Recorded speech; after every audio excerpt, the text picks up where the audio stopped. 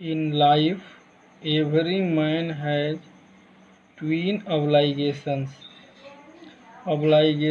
to his family, to his parents, to his wife and children, and he has an obligation to his people, his community, his country.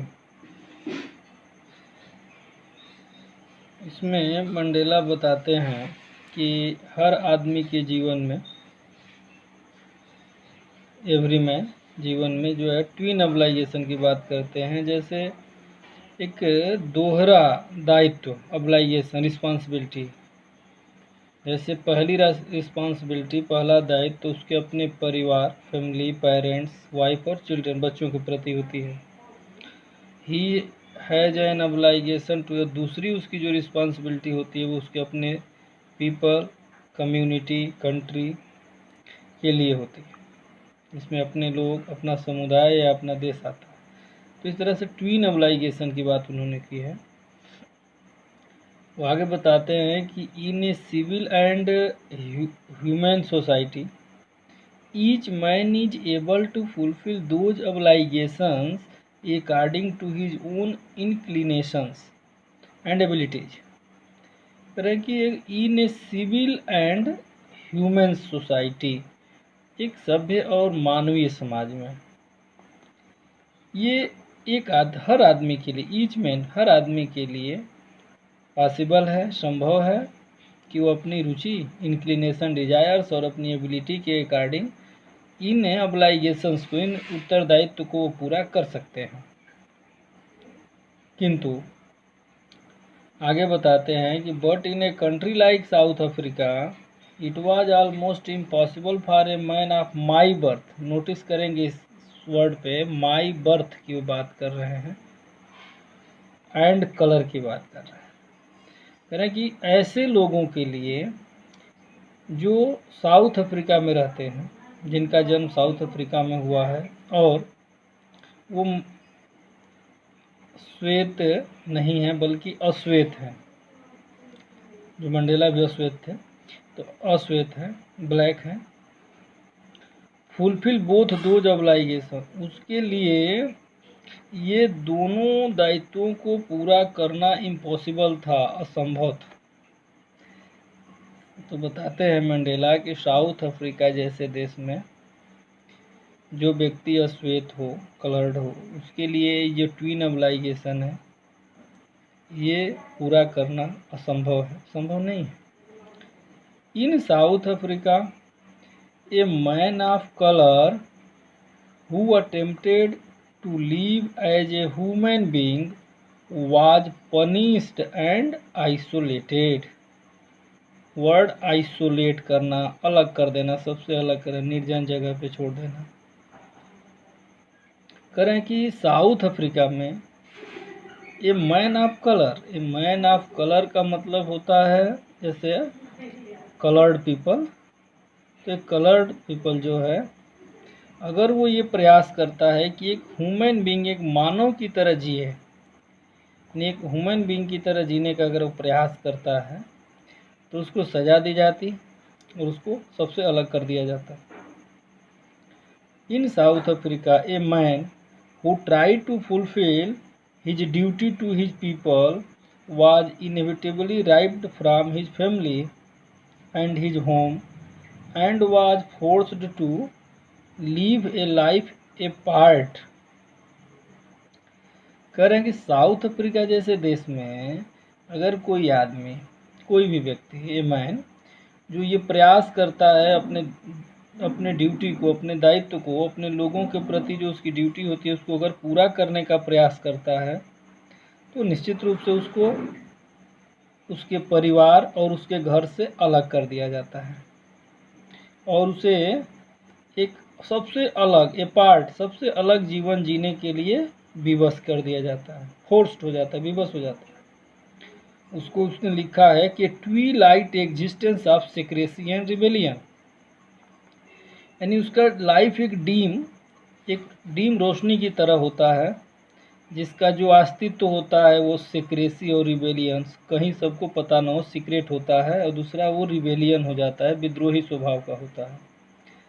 तो ये कह रहे हैं कि एक आदमी जो अपने परिवार और घर से अलग कर दिया जाता है और वो एक गुमनाम सा जिंदगी जीने के लिए विवश हो जाता है। I did not in the beginning choose to place my people एवं माई फैमिली। शुरू में कहते हैं कि मेरे परिवार से ऊपर लोग नहीं थे, but in attempting to serve my people, लेकिन अपने लोगों को सेवा करने का जब वो प्रयास किया, I found that I was prevented from fulfilling my obligation as a son, brother, father and husband. तब उसको लगा कि जो उसके ऑब्लाइगेशंस है, जो दायित्व है, जैसे पुत्र के रूप में दायित्व, भाई, पिता या पति के रूप में जो दायित्व थे, उसको पूरा करने में उसको रोका जा रहा था। तो इस तरह से इसमें जो सबसे इम्पोर्टेंट बात उन्होंने बताई है वो है क्वेश्चन के व्यू से, जैसे ट्विन ऑब्लाइगेशन की बात उन्होंने कहा है। एक दोहरा जो व्यक्ति की सोच होती है, जिम्मेदारी होती है, तो दो तरह की जिम्मेदारियों की बात वो करते हैं। पहला जो ऑब्लाइगेशन है, रिस्पॉन्सिबिलिटी है, वो व्यक्ति के अपने फैमिली, पेरेंट्स और वाइफ और बच्चों के लिए है। और दूसरा जो ऑब्लाइगेशन है वो उसके अपने पीपल, कम्युनिटी और कंट्री के लिए है। क्योंकि आगे बताते हैं कि एक सभ्य और अच्छे समाज में तो संभव है कि कोई भी व्यक्ति इस दायित्व को पूरा कर लेगा, किंतु साउथ अफ्रीका जैसे देश में और कलर्ड पीपल के लिए, साउथ अफ्रीका में और किसके लिए, तो कलर्ड पीपल के लिए, अश्वेत के लिए ये पूरा करना असंभव था।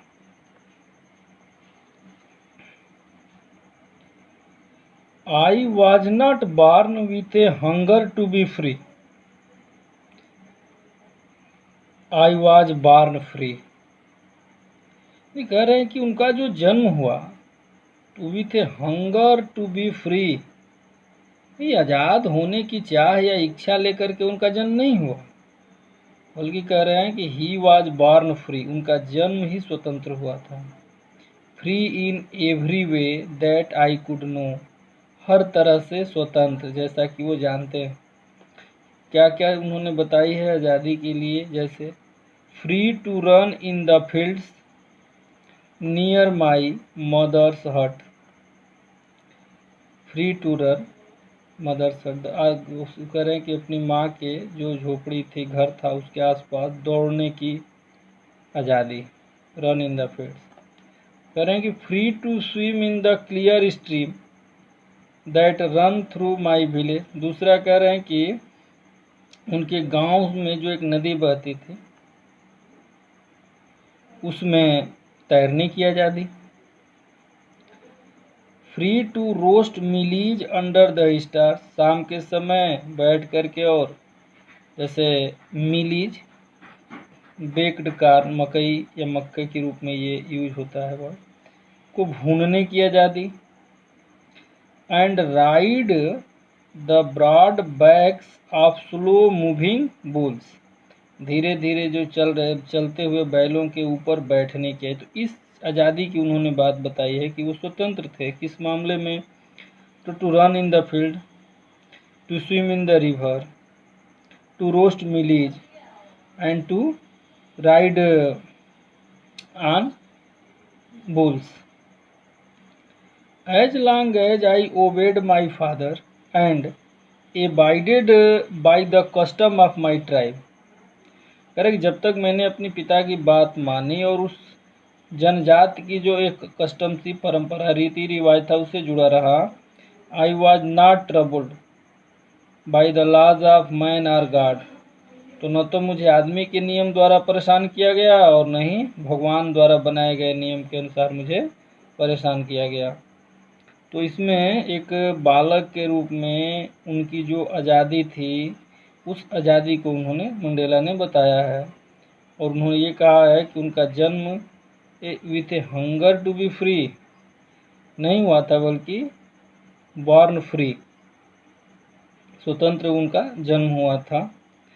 तो इस तरह से इस पैराग्राफ में उन्होंने एक और बात करी है कि जो कस्टम थे उनके ट्राइब की, वो उसको फॉलो करते हैं, उससे अटैच होते हैं, तब तक उनको कोई दिक्कत नहीं थी, चाहे वो आदमी के बनाए रूल हो या as a rule of god हो।